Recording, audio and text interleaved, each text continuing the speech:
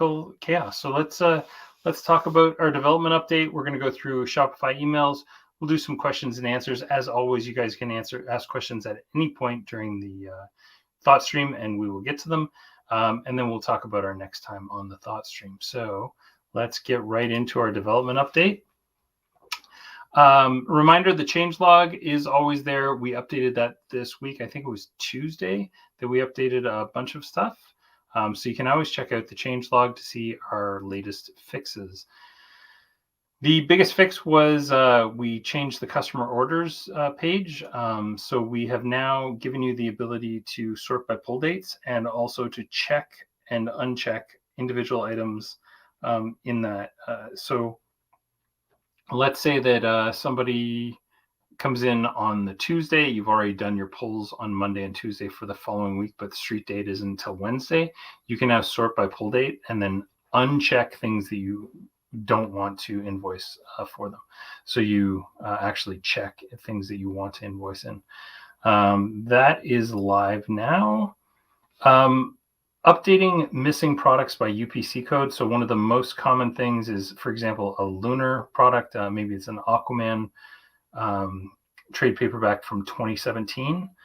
If you currently get one of those in from Lunar, we don't have the Lunar code in our database right now. So what you have to do is if you enter in the UPC code now, it will find all the information and update it for you.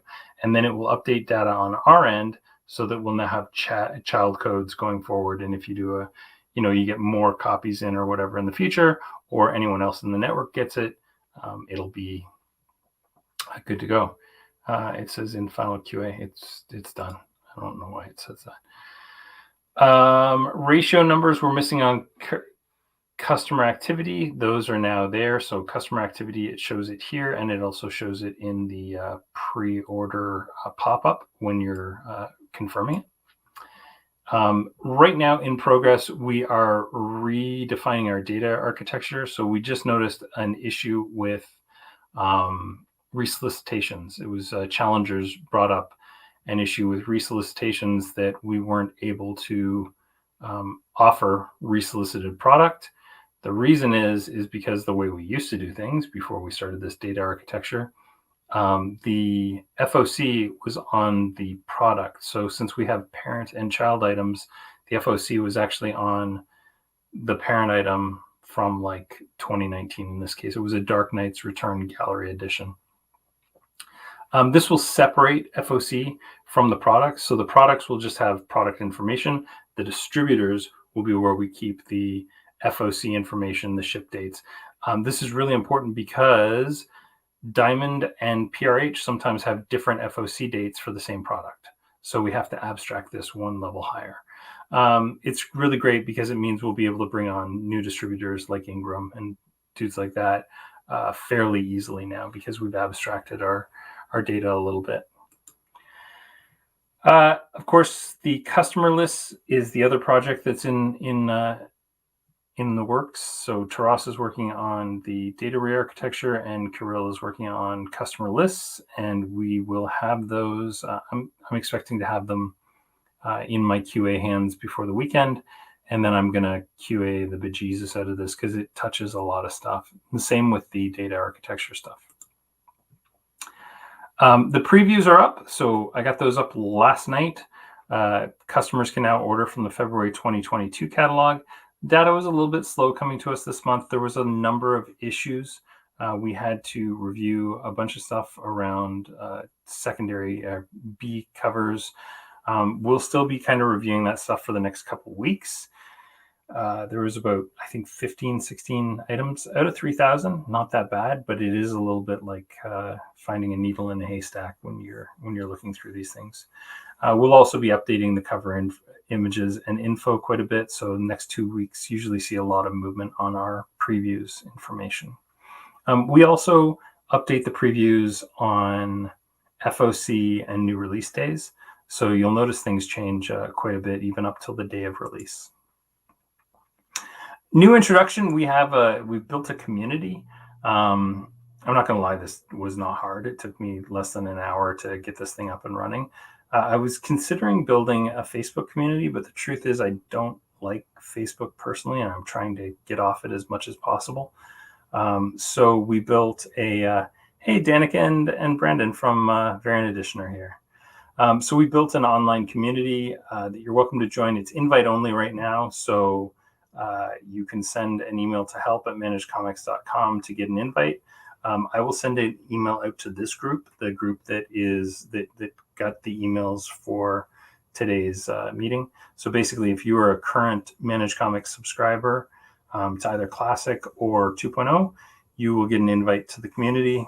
Please feel free to join the community. My goal is this will be the place where we update the latest information first, just because it's super easy to do. It will always get updated on the change log before anything, but then the first place that we'll kind of publicly post it will be to the community. Some of that stuff I'd like to keep kind of behind walls, which is why I'd rather have it behind a closed community. So yeah. And then this way we can all talk together, and, average John Q public won't see it. So right now I have the entire community open, but once we start getting people in there, I'm going to close it off so that nobody except for people who are invited will see information inside.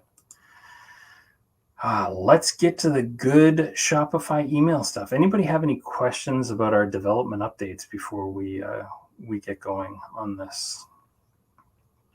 I'm just going to jump right into it. So what we're going to do with this Shopify email thing, we're going to create a Managed Comics email group so that you'll have a group that you can email to. And then we're going to look at email settings. We're going to take a look at kind of your broad picture email settings. So the emails that go out about notifications, about new orders, all that stuff.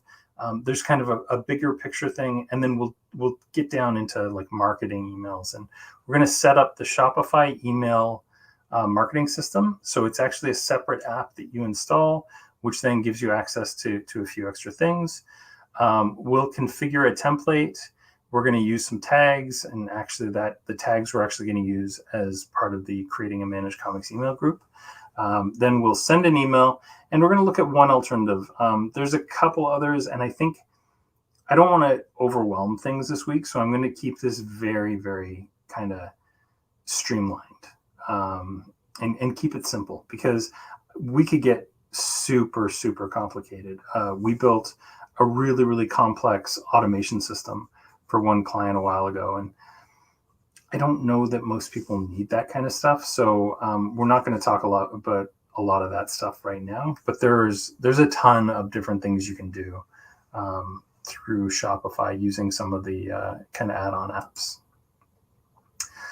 So the very first thing we're going to do is we'll create a subscribers group. So in your customers screen, and you know what, I'll embiggen this so that it's totally takes up. So in the customers screen, you can type in, if you're using Managed Comics 2.0, you can type in Managed Comics-active. So all of your customers who have one or more subscriptions and who are not marked as disabled. So even if they're subscribed to like Decorum, and Decorum is no longer an active subscription, you can they'll still be a Managed Comics active subscriber. The only way they get marked as disabled is if you physically on the customers lists disable a customer, which basically means they are not eligible to subscribe to things in the future. So yeah, if you do that, you can click the Save Filters button, and it will actually create a filter at the top in your tabs there. So you can see, like, I think it says all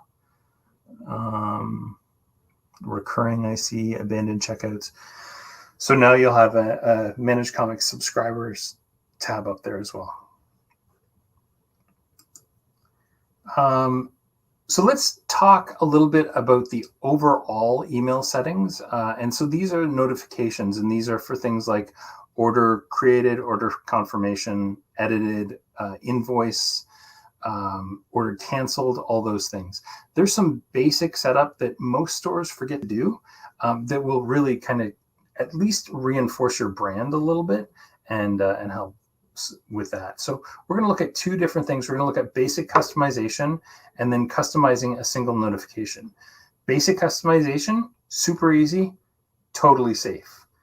Customizing a single notification, a little bit scary, can break the world. So just keep that in mind. The first one, easy to do, and I think everyone should do it. And this is like super, super simple. It's not something you need to worry about. You can't break this. It would be very hard to break this part. So on the first page, if you click, so when you click settings, notifications, you'll see a little customize button right at the top of the page. So when we click on there, we have the ability to select the logo. I think on this page, you can only upload. You can't select out of your library. Shopify is still kind of going through and optimizing a lot of things. So you'll have to have a copy of your logo handy, but you can do that. And then the second part is you can add a color to your button. So you can see the green view your order button. On my first try, I did it kind of a dark green, and I didn't love that. So I kind of refined it a little bit, as you'll see in the kind of pop out there. I refined it and made it a little, use the brighter green. So these use hex codes. So hex codes are kind of the codes that are used on the internet to represent colors. You'll just have to know what your hex codes are. There are hex code generators out there, and if you click on this little thing, you can actually get a little scrolly wheel that will show you what that looks like. Let me just, you know what? So I'm going to take a moment here to just jump into this is my actual kind of test shop. So we'll just walk through this real quick on the actual shop. So I'm in settings, and I click down to notifications. And I'm going to click this little customize button right here. And so this is kind of showing you an example of a confirmation email. You can scroll through and see how different emails will be affected when you change these items. So this is really very safe, as I said. So I can click on here and replace that logo with another thing on my website, or I can, from my files. So these are actually files off of your computer. So what I did is I actually went to my Long Box of Comics site. I right-clicked and saved my logo, and then I just used that here. And then accent color, like I said, it's a hex number. You can just kind of move around on this little dude until you find a color you like. So if you were, in the blues and you didn't know what your exact hex color is, you can play around until you get there. And this updates, once you click save, you'll see your updates. Usually it's fast. There we go. It takes a couple seconds. I'm going to change that back to my pretty one that I really liked. Of course I can't, because I don't have a keyboard. Sorry guys, just give me 1 second. I'm gonna have to right click and paste. There we go. I'll save that, and now we have my new colors. So that's how easy it is to customize your templates. We can also go into individual templates. Now, like I said, this is where things get a little bit hairy. You can break things very easily, so just keep that in mind. But there's everything in here. So you can go through and just change the verbiage if you want. You can also, if you're feeling really lucky, you can change different things like putting in your logo, things like that. And all that information is in this help documentation that will tell you how to do it. Just keep in mind, this is an HTML email that is formatted a specific way so that it'll work in the largest amount of browsers. So mucking around in here can cause problems. So if you're going to do anything, copy everything, paste it into a document, and keep it so that you can bring it back if you ever need to.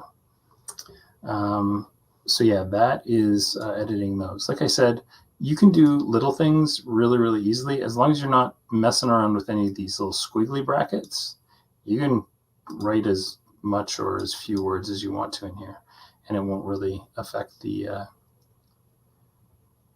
thing. just understanding kind of what these things mean is really important. Okay, let's get back to my, flip back to this guy. Julian says, damn, I wish somebody had taught me this 2 years ago. Yeah, it's a simple little thing. And honestly, most stores forget to do it because they don't know about it. But yeah, it's a really, really easy one. So there you go. If nothing else, we at least made your main email template kind of prettier today. So yeah, you can learn a lot about what these Shopify notifications do, and the blog post that I'll post tomorrow morning will have links to all this stuff as well. So let's get into creating our own email system. So we're going to actually use Shopify's built-in Shopify email app. So it is an app. You have to have a Shopify store with the online store enabled, which if you're using Managed Comics 2, you obviously do. You need a paid Shopify plan. Again, if you're using Managed Comics 2, you do. And you just go to the Shopify email app page to install it. So you'll just click that little add app, and then it shows up in your apps it's called Shopify email. It also becomes a channel in the marketing tab. So when you're on your when you're in your store, I'll go back to my store. Where did my tab go? There it is. So yeah, when you're in here, it'll be this marketing tab here. So you get in there and you can change things around. So once we've installed it, you're going to just get started. I just chose a really simple email template. It doesn't really matter, honestly. We can do it with anything. I picked the one that says seasonal sale this year, just because I kind of like the idea of logo at the top, kind of a big call to action area, and then some products underneath it. Any of these would have worked. And what I'm going to show you will work equally as well for all of them. You'll just kind of have to, adapt a little bit. So we're going to start out by setting up a campaign. So we pick the list that we're going to use. So in the to area here, we'll see a bunch of lists. So I actually picked my Managed Comics -subscribers list. And then we set up the rest of the campaign. So we're going to set up things like our email, the subject line, the preview text, the from name, that's who it's coming from. We'll edit the email color, so the background of the email, and the background of the outside of the email. And then we're going to do some work on the logo, main call to action, other elements, and adding sections. So this is, just so you know, like I'm not going too fast here. These are all the things that we're going to go through over the next little while. So yeah, we'll go through each one of these individual items. Oh, and I didn't lie. I guess I didn't go through the first three. So the first three are the subject line. So your subject line is also going to become the campaign name. And what you really want to do is make it an actionable subject line. So in this case, it's get in out of the cold with Long Box of Comics. Not really a terribly great title, honestly. It should be something more actionable, like we have the best reads for the cold weather. That would be better. Get great deals on cold weather reads is probably even better than that. So think about what it would be that would compel you to open up an email.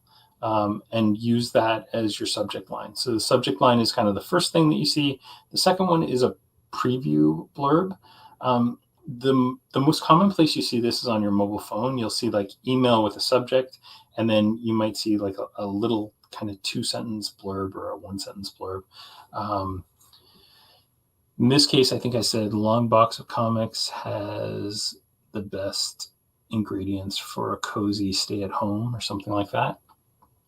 And then use your from to your advantage. So in this case, I use the words Long Box of Comics. If you notice the emails that I send you, they're from Brian from Managed Comics, and that way I don't, in my subject line, I don't always have to say Managed Comics, because you'll know right away, we're doing a live stream at 3 p.m. and the from is Brian from Managed Comics. So it kind of eliminates the need to duplicate the in the subject who it's from. That's some stuff about the names. The very first thing that you'll do is you have the option to change the email colors. So this gray background on the sides, which is basically the inactive area of the email, you can change that. And then the active body color, you can change that as well. I tend to leave my active body color as white, and 9 times out of 10, I'll make the side stuff white as well. It just looks a little bit better. These emails are configured to be responsive, as in they look good on a phone or a desktop or whatever. And at the same time, they're also intended to kind of optimize the size of all the images that are in the emails. So the very first thing we're going to start is with our header, and we're going to do that by adding our logo, and we're going to resize the size of it. We're going to center it, and we're going to change our background. So I'll jet over to my page. Just give me 1 second to actually get into my email. Yeah, there we go. So we can edit this email. And inside of this email, when I click on this guy, we're going to see all these little options come up over here. So I could just use the store name, and we could just leave the store name here. I can change this text color to white. If we wanted to just do kind of a nice, clean, generic-y looking thing. But I love having my logo in here. This actually does use your library of images. So anything that is used on pages, including your homepage and stuff like that, and the headers and things like that. So I've got a couple different logos in here that I can play around with. I got some example shop logos I could put in. When you insert the logo, it's going to change the size on you. So you got to go down here and just scroll this guy up or down as you need to. And you can change the alignment of it. So if you want it to be left or right, centered, whatever it is, and then you change your background. So I chose to make my header and my background look like my website by using the same logo and the same background that my website has. Sorry, guys. Jillian asks, can we duplicate these emails like we can in Classic? Yeah, absolutely you can. So we'll kind of go over that at the end, and I'll show you how to reuse an email. You send out a lot of recurring emails for sure. We can even start to create some of those emails as automated so that they can go out on kind of a schedule. So you could sit down, for an hour once a month and create a whole bunch of those things. So for sure. Okay, next step, we are going to, and I'm just going to kind of follow along with the home edition to make sure that I'm doing the right things. Yeah. So up next, we're going to change the email color. So actually, you know what? It's kind of fun to start out here, and then we'll move over. This way I don't miss any of these pieces. So your store branding, your logo or text store name, your logo size, big enough is good. Too big is not great. Obviously, you don't want to make somebody scroll 1,000 miles past your logo. How you're going to align it, left, right, or center, and the background, try and emulate your website. So this area is going to be called what I call the main call to action. So this is the main story that I want to promote in this month's or this week's or this day's email. I like to choose a font that suits your style but is consistent. So consistency to me is more important than fanciness, and readability is super key.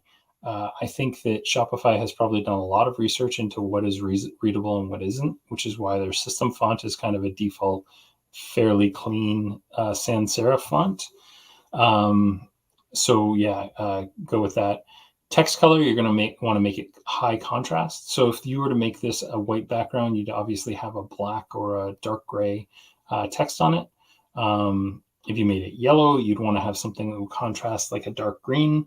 So just keep in mind, what is the highest contrasting thing. And then this area and the button below it, we're going to try and make those that look the same. So if I go back to my page here, we can click on this guy and we can, if we double click, we can get into the text and we can change text. We can bold it, italicize it, insert links, and whatever this little magic button does, what will that do? Oh, we can add some personalization. So if we wanted to say here, we could say hi. I can't type. We could say hi and then, personalization first name. Long box of comics has all the ingredients for a cozy weekend by the fire. So over here in this side, you can change some things like if you had a link in this, let's see if I can do this without breaking anything. If I turn that into a link, yeah, this is great. I'll just do that. You'll see that the link is black right now. If I just change this here, this is super cool. The currently used are things that are already used in this theme. So if I want to use my yellow, which I've already established for my button earlier, I can totally do that. So this would be a link within a text box. Let me make sure that I'm not forgetting anything here. And guys, please feel free to jump in when you have any questions or anything. If you want me to go faster or slower, jump right in. So up next, we're going to talk about the main call to action button. I'm a big proponent of having one really, really kind of big and bold call out on your email, and then the other ones being kind of subservient to that one. So you want other ones that are secondary and not as really kind of out there and in your face as that first button, because this is the thing we want them to do. For this email campaign, I always have a primary call to action, the single thing that I really want to drive them to, and then I might have a couple of secondary calls to action just in case that thing isn't meant for everyone. So the first thing you do is you add the link, and it uses Shopify's standard linking mechanism where you can link to, an external website, or it prefers to link to internal pages. So it's got, the drill down ability. You can change your text style. We're going to want to keep this consistent with the other text. So if we use a different font, we want to change the font here. You can change the size of the button by making the text bigger or smaller. I like this to be really nice and big and bold. Style of curvature. So you can do a round, semi-round, or completely round, square, semi-round, or completely round button. And then the color fill. You can do gradients or solid. And last but not least, alignment and the background color of your area. So let's jump back into this guy. I really should have started this out as super ugly and just kind of walk through all this with you step by step. So again, to activate an area, we're going to click on it until it kind of becomes the primary area. By the way, we can move these up and down with the little handle. We can duplicate an area, or we can trash an area. So if I want to just make a second button right below this first button, it's that easy. I want to get rid of that button, that second one, I just hit the delete and it goes away.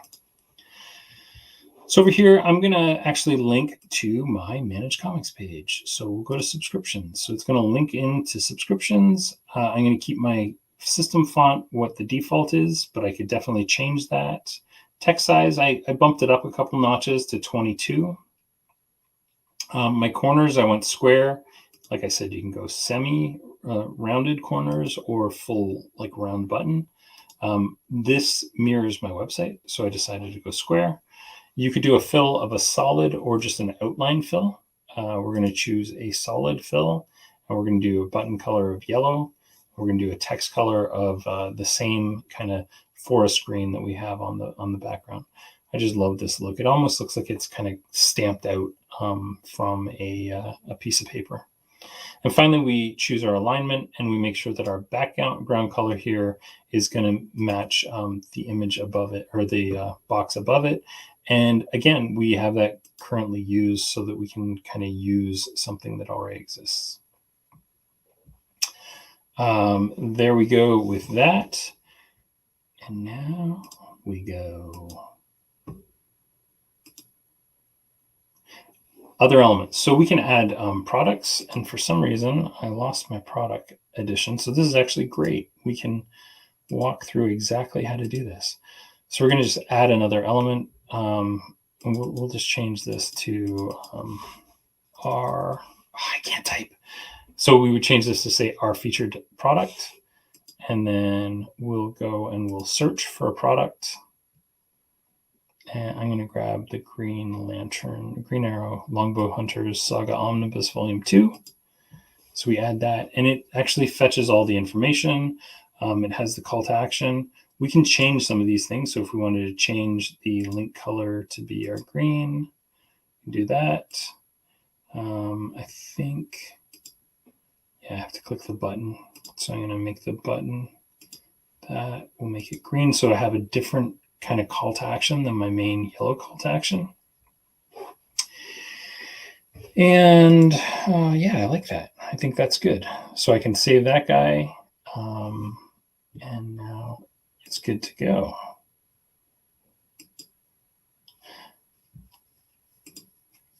We can add other sections as well. So there's a ton of different sections that we can add using the add button. So I could add some text if I had a keyboard that I could type on. I can add a divider. Those are nice. So I can kind of divide between different things. If I wanted to add another product beneath this one, I could do something like this. I have Action Comics.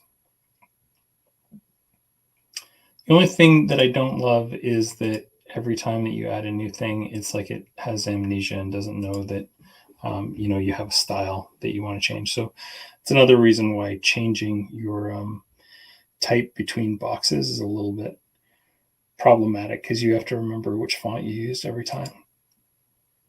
We can do different things like discounts. Multi-column is cool. We could have multiple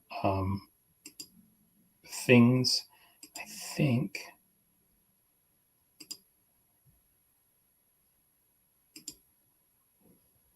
I can change the text, and I can change the button and the different aspects around the button and everything.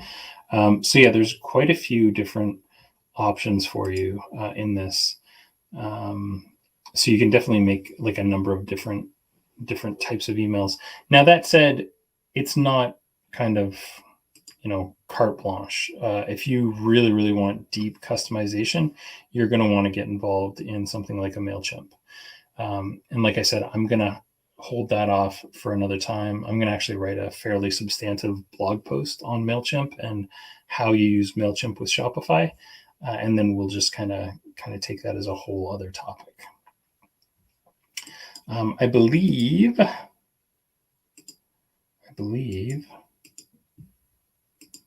the last thing is just to talk about our footer options. So there's a kind of a default footer that gets created when you're creating thing. You can add your shop address or your phone number. You can go in there and edit all your social media icons. You can change the colors of them and everything as well. So if you wanted to go with a different color, maybe your yellow for them or whatever, or a specific, I would use probably my blue. It's on the homepage. Some of these things you can't change. So like you can't remove the unsubscribe button. It's a kind of system default, and it also puts in your company name.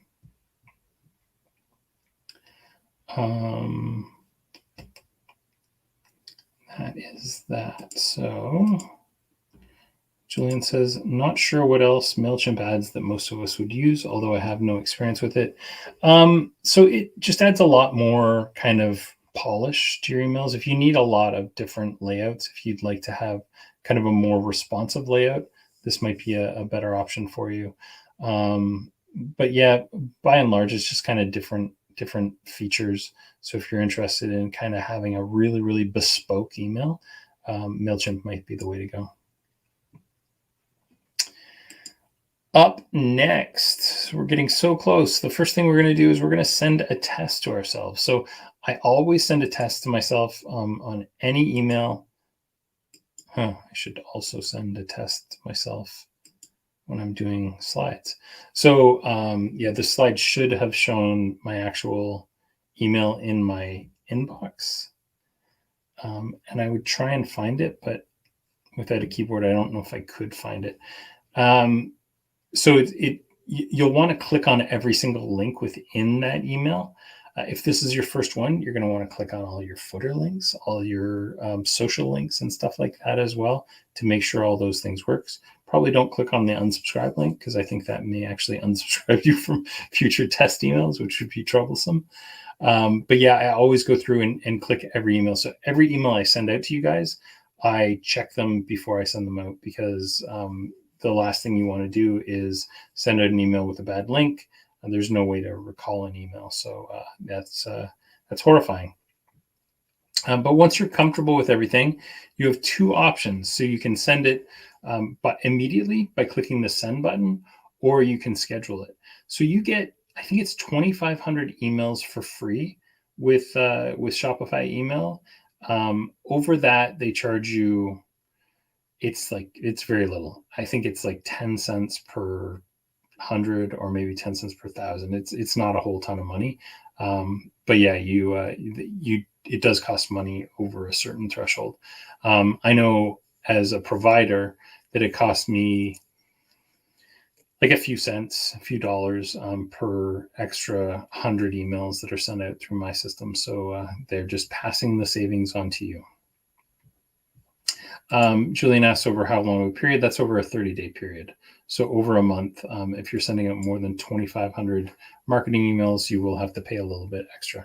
But again, it's super affordable. It's not a lot of money. If you're sending out over 2,500 emails a month, you're probably you should be generating good sales from those emails. And and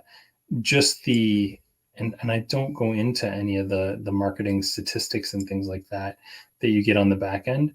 But we definitely should do that in the future and talk about kind of what are good metrics. Julian asked, and each customer is one email. Yeah, so each individual email address that an email goes to is one email. So if you're sending out 2,000 customers, you're sending out 2,000 customers, 10 emails, you're sending out 20,000 emails in a month.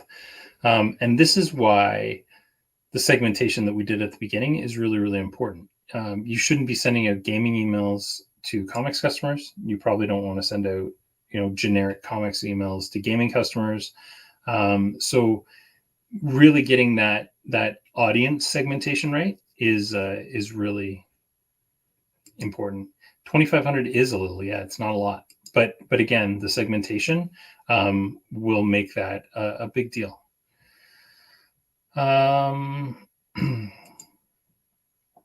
Other options, so like I mentioned, we have MailChimp. It allows you to use MailChimp created templates, which are just quite a bit nicer. You can do a lot more things with them. It does require a separate MailChimp account, and MailChimp has its own pricing. I haven't looked at it recently, but I think MailChimp's pricing is based on number of active accounts in your system. So like if you had 5,000 active accounts, it might be $15 a month. And then you get it's quite a larger threshold.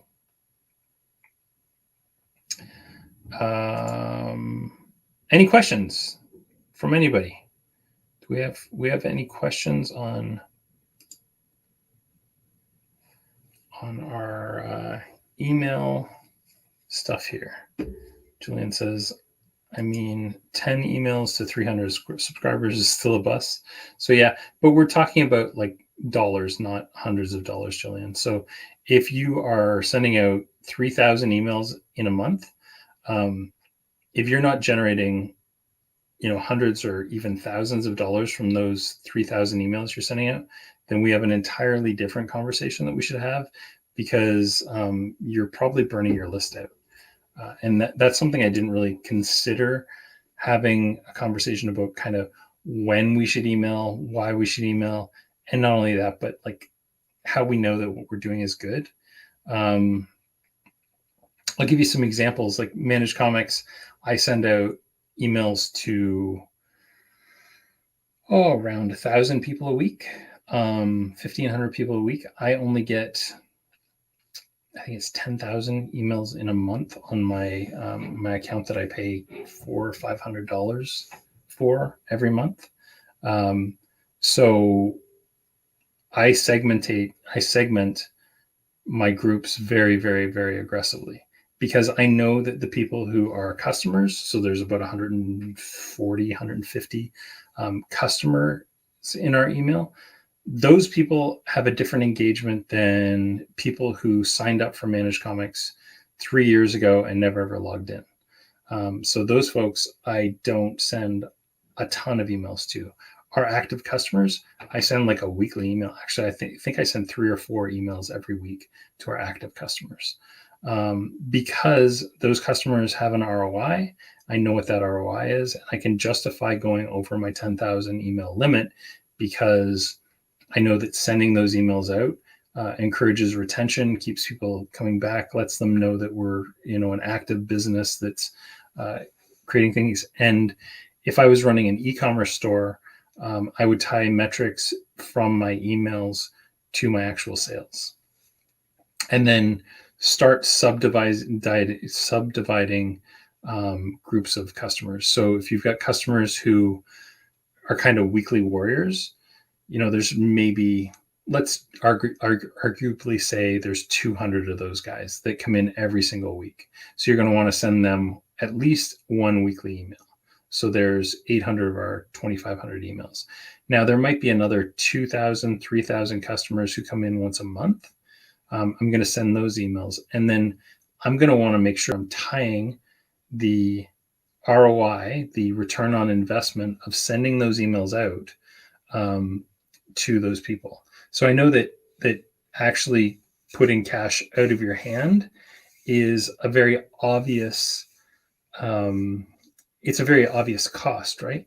But there's other costs that you're not seeing. One of them is email list burnout. If you are constantly hitting that email list, you're going to be seeing lower and lower and lower and lower open rates.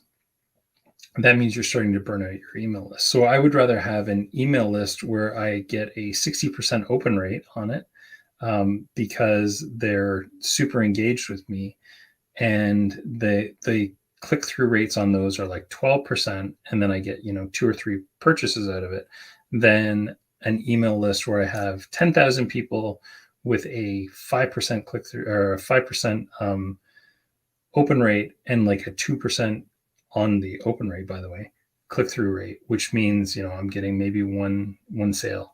So it is a cost, and it's a cost to your users who are getting inundated with emails as well. So just keep that in mind, that it's a cost center. Absolutely. Any other questions? We will do. So this definitely highlights a need to kind of talk about ROIs on emails. And what I'll do is I'll sit down with Craig and get kind of a list of ROI metrics that we can use, and I'll kind of apply those to Shopify. Let me just share this screen. If we get out of this campaign and we go into the marketing, really, really good metrics in here. So we can actually see, what is the ROI of every single campaign we've created. As I create campaigns, we'll see how many sessions, orders, sales, and what the cost of goods sold for those things are. And then I can create multiple emails within a single campaign. So I could create like an entire chain of emails around one specific activity. Let's say that activity was, we'll call this the February, I can't type. We'd call this like the February sales campaign.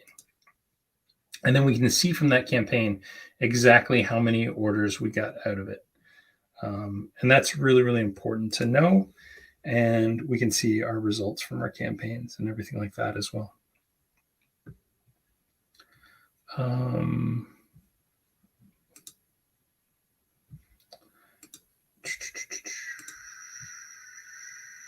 Back to here. Any other questions, folks, before we kind of wrap things up for the day?